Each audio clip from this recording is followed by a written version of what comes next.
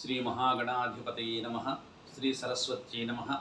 శ్రీ గురుభ్యో నమః. హరి ఓం. తెలుగువారందరికీ ముందుగా విశ్వావసునామ సంవత్సర ఉగాది శుభాకాంక్షలు. భారతీయులందరూ కూడా అత్యంత ఆనందోత్సాహాలతో జరుపుకునేటువంటి అతి ముఖ్యమైనటువంటి పండుగ ఉగాది పండుగ. తెలుగువారందరికీ సంవత్సరము ఈ రోజుతోనే ప్రారంభమవుతుంది. అంతేకాదు, ఒక్కసారిగా మనము పురాణాలలోకి వెళితే బ్రహ్మదేవుడు సృష్టిని ఆరంభించినటువంటి రోజు కూడా ఈ ఉగాది పర్వదినమే. కలియుగ ప్రారంభము కూడా ఉగాది పండుగతోనే ప్రారంభమైంది. అనగా చైత్రశుద్ధ పాడ్యమితో యుగారంభము అయ్యింది అని చెప్పేసి బ్రహ్మపురాణము తెలుపుతుంది. బ్రహ్మదేవుడు సృష్టి రచన చేసేటువంటి సమయంలో ఒక పవిత్రమైనటువంటి రోజును ఎంచుకొని ఆ రోజుతో యుగాన్ని ప్రారంభిస్తే ఆ విధంగా వ్రాసినటువంటి కారణం చేత లోకంలో ప్రజలందరూ కూడా సుఖంగా ఉంటారు అని ఆలోచించి యుగస్య ఆదిహి యుగాది అని కాలక్రమంలో ఉగాది అని మనము అందరూ కూడా ఈ యొక్క పండుగను ఉగాది అనేటువంటి పేరుతో జరుపుకుంటూ ఉన్నాము. నిజానికి చైత్రమాసము శుద్ధము పాడ్యమి. అంతేకాదు, ఈ యొక్క పండుగలో విశేషం ఏంటంటే భగవంతుడైనటువంటి శ్రీమన్నారాయణుడు ఒక మాట చెప్పాడు. ఋతూనాం కుసుమాకరః అన్నాడు. శ్రీమన్నారాయణుడు బ్రహ్మదేవుడి యొక్క తండ్రి అయినటువంటి ఆయన నేను వసంత ఋతువుకు అధిపతిని అని చెప్పనన్నాడు. అంతేకాదు, నాకు వసంత ఋతువు అంటే మహా ఇష్టము అని కూడా చెప్పాడు. కాబట్టి ఈ వసంత ఋతువులో బ్రహ్మదేవుడు తన యొక్క తండ్రి యొక్క అధిష్టానమైనటువంటి ఋతువులో చైత్రశుద్ధ పాడ్యమి నాడు యుగ రచన ఆరంభించడం మొదలుపెట్టాడు. కాల గణనాన్ని ఈ రోజు నుంచే మనమందరం కూడా లెక్కలోకి తీసుకుంటాం. ఆ విధంగా బ్రహ్మదేవుడు కాలాన్ని మొత్తము 60 సంవత్సరాలుగా విభజించి ఒక్కొక్క సంవత్సరానికి 2 అయనములుగా 6 ఋతువులుగా 12 మాసములుగా 15 తిథులు 2 పర్యాయములు వచ్చేటట్లుగా కృష్ణపక్షము శుక్లపక్షము అనేటట్టుగా వచ్చేటట్టుగా చేసి రోజులుగా వారములుగా ఈ విధంగా చేసేసి నిమిషములుగా కాల గణనం లెక్కించడం మొదలుపెట్టాడు. ఈ విధంగా కాలస్వరూపుడైనటువంటి శ్రీమన్నారాయణుడు సృష్టి స్థితి లయములను అన్నిటినీ కూడా చేస్తూ కాలానికి అధిపతిగా ఉంటూ కాల పురుషుడుగా అందరి చేత కొనియాడబడుతూ ఆయన యొక్క అధీనములోనే ప్రజలందరూ కూడా ఉండేటట్లుగా బ్రహ్మదేవుడు సృష్టి రచన చేశాడు. నిజానికి శిశిర ఋతువు తర్వాత మనకు అంత్యములో అమావాస్యైన మరుసటి రోజున ఉగాది పండుగ వసంత ఋతువు వస్తుంది. శిశిర ఋతువు యొక్క ప్రాధాన్యత ఏంటంటే మానవుడు జీవితంలో ఎన్నో రకములైనటువంటి కష్టాలను ఎదుర్కొని ఉంటాడు. ఎన్నో రకములైనటువంటి పాపాలను కూడా చేసి ఉంటాడు.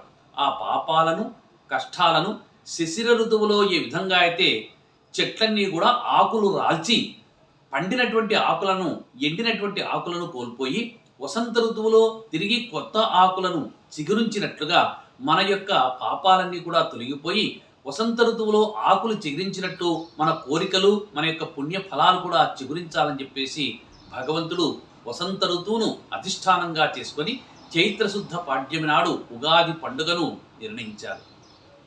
ఒక్క మాటలో చెప్పాలంటే ఈ ఉగాది పండుగ నాడు విశేషమైనటువంటి ఫలితాలు ప్రసంగేటువంటి కొన్ని పనులు ప్రయత్నపూర్వకంగా నరులు ఆచరించాలి అని భగవంతుడే చెప్పాడు. అందులో ప్రధానమైనటువంటిది ఈ పర్వదినాన ప్రతి ఒక్కరూ కూడా బ్రాహ్మీ ముహూర్తంలో నిద్రలేవ్వాలి అన్నారు.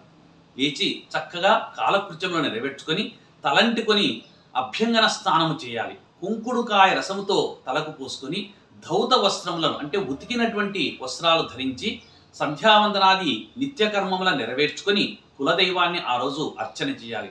పరమేశ్వరునికి అభిషేకం చేయాలి. ఈ రోజు విశేషంగా లక్ష్మీదేవిని పరమేశ్వరుని ఎవరైతే అర్చన చేస్తారో అర్చన చేసినటువంటి వారికి అందరికి కూడా ఐశ్వర్యాం ఈశ్వరాదిచ్చేత్ అన్నట్లుగా పరమేశ్వరుడికి అభిషేకం చేసిన కారణం చేత ఆయన మనస్సు సంతోషపడి లక్ష్మీదేవి యొక్క అనుగ్రహాన్ని మనకు ఇంటిలో కురిపిస్తాడు. కాబట్టి ఇంతటి అద్భుతమైనటువంటి లక్ష్మి యొక్క అనుగ్రహాన్ని కలిగిస్తాడు. కాబట్టే ఉగాది పర్వదినాన ఈశ్వరుని అభిషేకించాలి, లక్ష్మీదేవిని పూజించాలి, కులదైవాన్ని తప్పనిసరిగా అర్చన చేయాలి.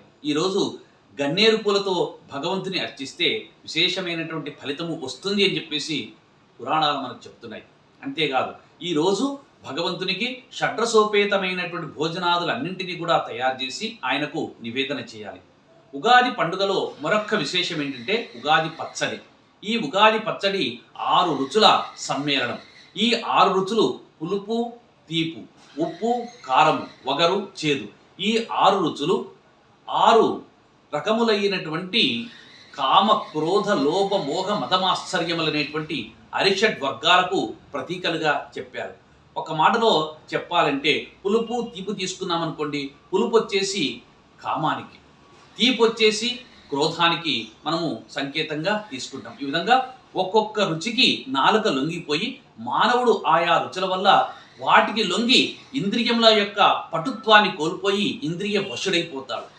ఇంద్రియాలకు లొంగిపోకుండా వాటినన్నిటినీ సమతుల్యంగా ఉంచి కామక్రోధాలకు వశుడు కాకుండా జాగ్రత్తగా బ్రతకడానికి భగవంతుడు ఈ 6 రుచులను సమపాళ్లలో మేళనము చేసి, అంటే చక్కగా కలిపి ఉగాది పచ్చడిని తయారు చేసి భగవంతునికి నివేదనం చేసి ఆ తర్వాత మనం తీర్థంగా ఆ ఉగాది పచ్చడిని సేవించాలి. ఈ ఉగాది పచ్చడిని ఉదయము మొదటి ఝాములోనే, అనగా సరిగ్గా 8 గంటల లోపల ఎవరైతే సేవిస్తారో వారికి విశేషమైనటువంటి ఫలితం వస్తుంది.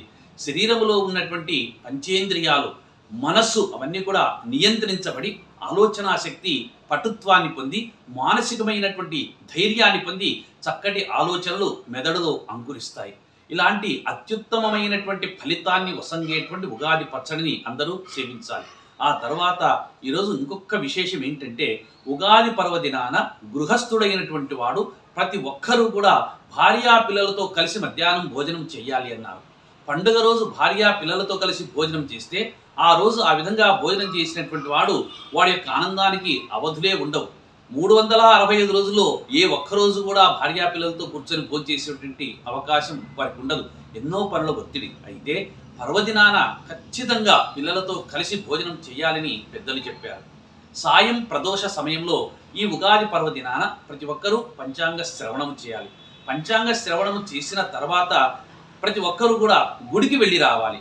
ఉగాది పర్వదినాన్ని పురస్కరించుకొని ఈరోజు ఎవరైతే గుడికి వెళ్ళి వస్తారో పర్వదినాలలో భగవంతుని యొక్క శక్తి మామూలు రోజుల్లో శక్తి కంటే 1000 రెట్లు అధికంగా ఉంటుంది. కాబట్టి భగవంతుని యొక్క అనుగ్రహము సులభంగా మనకు వర్షిస్తుంది. కాబట్టి ఈ పండుగ రోజు ప్రతి ఒక్కరూ కూడా గుడికి వెళ్ళి రావాలి అని చెప్పేసి పెద్దలు సూచించారు. ఈ పంచాంగ శ్రవణాన్ని సాయం ప్రదోష సమయంలో కానీ మధ్యాహ్న కాలంలో కానీ వీలును బట్టి శ్రవణం చేయవచ్చు అన్నారు. తిథి, వార, నక్షత్ర, యోగ కరణములు పంచ అంగములతో కూడి ఉన్నది కాబట్టి దీనిని పంచాంగ శ్రవణము అన్నారు. ఈ పంచాంగ శ్రవణం వల్ల మనము కొన్ని లాభాలు పొందవచ్చు అని చెప్పారు. ప్రతి ఇంటిలో కూడా శుభప్రదమైనటువంటి కార్యాలు జరగాలంటే ముందుగా పంచాంగ శ్రవణం చేయాలి అన్నారు. శత్రువులు హరించుకొని పోతాయి. అంతేకాదు, మనకి ఏదైనా రాత్రి పడుకున్నటువంటి సమయంలో దుస్వప్నములు, చెడు కలలు వస్తే చెడు కలల యొక్క దోషం నుంచి విముక్తి పొందాలంటే ముందుగా పంచాంగాన్ని వినాలి, పంచాంగ శ్రవణం చేయాలి, పంచాంగాన్ని తెలుసుకోవాలి అని చెప్పేసి చెప్పారు. గంగా నదిలో స్నానము చేసినటువంటి ఫలితము ప్రతిరోజు క్రమము తప్పకుండా గంగా నదిలో బ్రాహ్మీ ముహూర్తంలో స్నానం చేస్తే ఎంత ఫలితం వస్తుందో అంత ఫలితము కేవలం ఉగాది పర్వదినాన పంచాంగ శ్రవణం చేస్తే వస్తుంది అంటారు. మరొక్క విశేషము కూడా ఉన్నది. గోవులను దానం చేసినటువంటి పుణ్యాన్ని కూడా సులభంగా కలియుగంలో పొందవచ్చు. కాబట్టి ఎన్నో రకములైనటువంటి పుణ్యాల ఫలితాల యొక్క సమాహారమే ఉగాది పంచాంగ శ్రవణం. ప్రతి ఒక్కరూ కూడా ఈరోజు పంచాంగ శ్రవణం చేయాలి. ఈ పంచాంగ శ్రవణం చేయడం వల్ల మనకు శ్రేయస్సు కలుగుతుంది. తిథి తెలుసుకుంటే శ్రేయస్సు కలుగుతుంది. వారం తెలుసుకుంటే ఆయుష్ పెరుగుతుంది. వార నక్షత్రం తెలుసుకుంటే ఈరోజు ఏమి నక్షత్రం అని తెలుసుకుంటే నక్షత్రాన్ని తెలుసుకున్నటువంటి కారణం చేత పాపాలు హరించుకొని పోతాయి. రోగములు నశించాలంటే యోగం ఏంటో తెలుసుకోవాలి. కరణములు తెలుసుకుంటే మనకు కార్యం సిద్ధిస్తుంది. కాబట్టి ఈ విధముగా పంచ రకములైనటువంటి 5 విధములైనటువంటి ఫలితాలను వసంగేటువంటి పంచాంగ శ్రవణాన్ని ప్రతి ఒక్కరు కూడా చేయాలి. అవకాశం ఉంటే ఈ పర్వదినాన్న ప్రతి ఒక్కరు కూడా కనీసము ఒక్క క్షణమైనా సరే, ఒక్క 5 నిమిషాలైనా సరే పురాణ శ్రవణము కూడా చేయాలి అని చెప్పారు.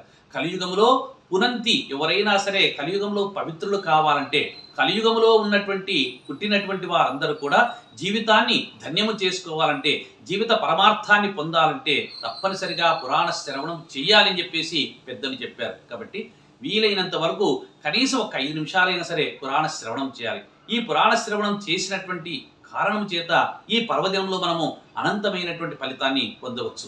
మరొక్క విశేషం ఏంటంటే ప్రతి ఒక్కరూ కూడా ఈ ఉగాది పర్వదినాన పెద్దలకు నమస్కరించాలి, గురువులకు నమస్కరించాలి, తల్లిదండ్రుల్ని పూజించాలి, కులదైవానికి నూతన వస్త్రాలు సమర్పించాలి, తల్లిదండ్రులకు కూడా వస్త్రాలు తెచ్చివ్వాలి. ఈ విధంగా ఎవరైతే ఆచరిస్తారో ఆచరించినటువంటి వారందరూ కూడా అనంతమైనటువంటి శుభాలు పొందుతారు. గుమ్మానికి చక్కగా మామిడి తోరణములతో అలంకరింపజేసి ఇంటి ముందు గోమయముతో అలికి చక్కగా ఈ రోజు చతురస్రాకారంలో ముగ్గులు వేయాలి. గుండ్రముగా ముగ్గులు వేయరాదు. ఉగాది పండుగ రోజు పర్వదినాలలో ఖచ్చితంగా చతురస్రాకారంలోనే ముగ్గులు వేయాలని పెద్దలు చెప్పారు.